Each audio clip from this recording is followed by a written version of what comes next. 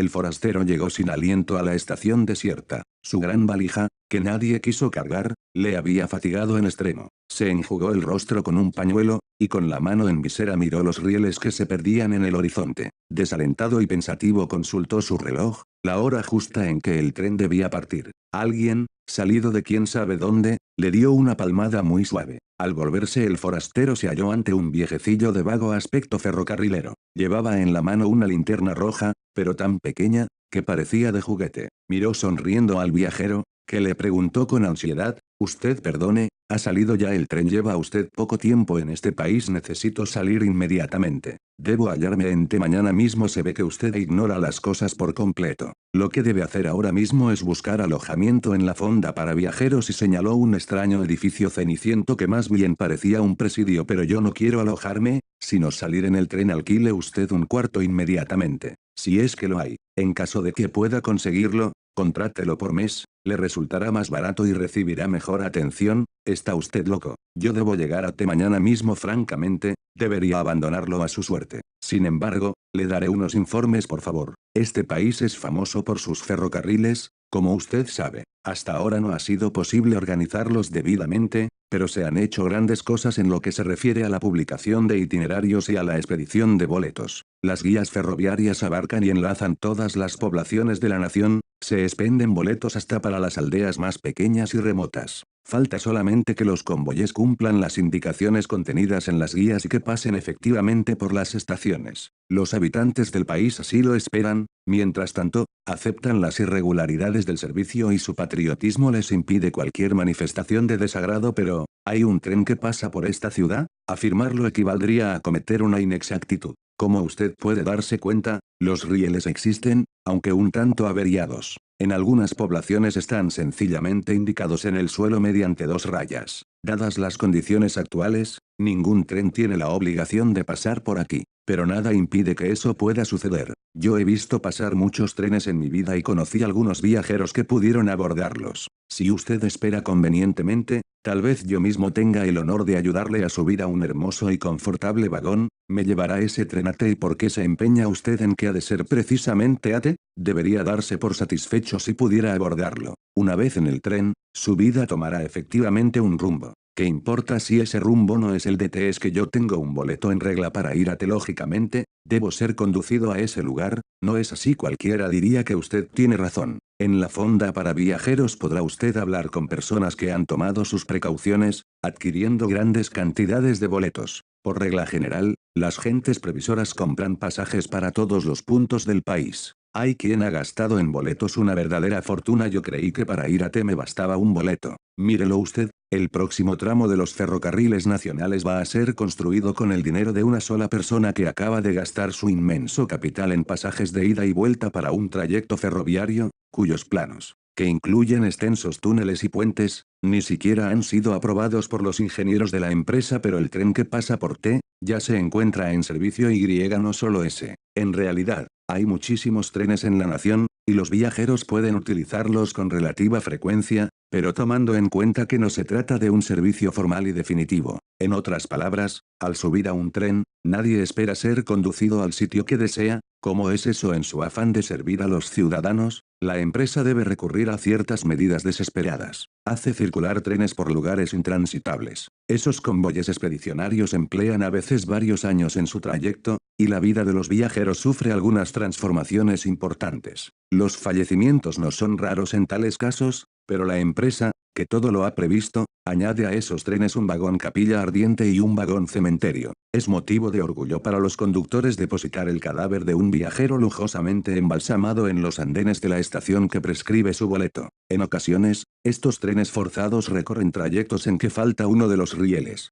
Todo un lado de los vagones se estremece lamentablemente con los golpes que dan las ruedas sobre los durmientes. Los viajeros de primera, es otra de las previsiones de la empresa, se colocan del lado en que hay riel. Los de segunda padecen los golpes con resignación. Pero hay otros tramos en que faltan ambos rieles. Allí los viajeros sufren por igual, hasta que el tren queda totalmente destruido. Santo Dios, mire usted, la aldea de F surgió a causa de uno de esos accidentes. El tren fue a dar en un terreno impracticable. Lijadas por la arena, las ruedas se gastaron hasta los ejes. Los viajeros pasaron tanto tiempo, que de las obligadas conversaciones triviales surgieron amistades estrechas. Algunas de esas amistades se transformaron pronto en idilios, y el resultado ha sido una aldea progresista llena de niños traviesos que juegan con los vestigios enmohecidos del tren. Dios mío, yo no estoy hecho para tales aventuras. Necesita usted ir templando su ánimo. Tal vez llegue usted a convertirse en héroe. No crea que faltan ocasiones para que los viajeros demuestren su valor y sus capacidades de sacrificio. Recientemente, 200 pasajeros anónimos escribieron una de las páginas más gloriosas en nuestros anales ferroviarios. Sucede que en un viaje de prueba, el maquinista advirtió a tiempo una grave omisión de los constructores de la línea. En la ruta faltaba el puente que debía salvar un abismo. Pues bien, el maquinista, en vez de poner marcha atrás, arengó a los pasajeros y obtuvo de ellos el esfuerzo necesario para seguir adelante. Bajo su enérgica dirección, el tren fue desarmado pieza por pieza y conducido en hombros al otro lado del abismo, que todavía reservaba la sorpresa de contener en su fondo un río caudaloso. El resultado de la hazaña fue tan satisfactorio que la empresa renunció definitivamente a la construcción del puente, conformándose con hacer un atractivo descuento en las tarifas de los pasajeros que se atreven a afrontar esa molestia suplementaria. Pero yo debo llegar a mañana mismo. Muy bien. Me gusta que no abandone usted su proyecto. Se ve que es usted un hombre de convicciones. Alójese por lo pronto en la fonda y tome el primer tren que pase. Trate de hacerlo cuando menos. 1000 personas estarán para impedírselo. Al llegar un convoy,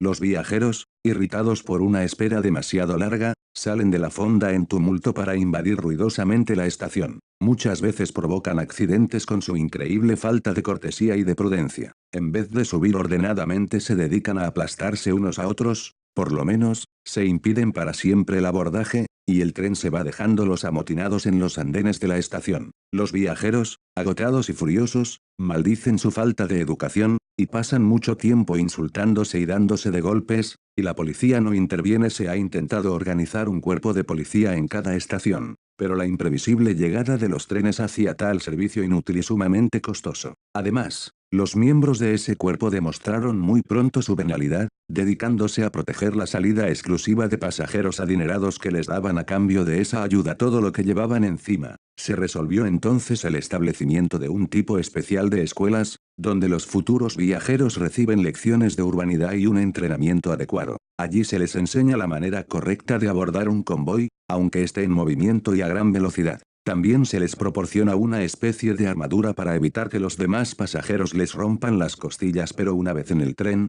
está uno a cubierto de nuevas contingencias relativamente. Solo le recomiendo que se fije muy bien en las estaciones. Podría darse el caso de que creyera haber llegado a T, y solo fuese una ilusión. Para regular la vida a bordo de los vagones demasiado repletos, la empresa se ve obligada a echar mano de ciertos expedientes. Hay estaciones que son pura apariencia, han sido construidas en plena selva y llevan el nombre de alguna ciudad importante, pero basta poner un poco de atención para descubrir el engaño. Son como las decoraciones del teatro, y las personas que figuran en ellas están llenas de aserrín. Esos muñecos revelan fácilmente los estragos de la intemperie, pero son a veces una perfecta imagen de la realidad. Llevan en el rostro las señales de un cansancio infinito. Por fortuna, T no se halla muy lejos de aquí, pero carecemos por el momento de trenes directos. Sin embargo, no debe excluirse la posibilidad de que usted llegue mañana mismo, tal como desea. La organización de los ferrocarriles, aunque deficiente, no excluye la posibilidad de un viaje sin escalas. Vea usted,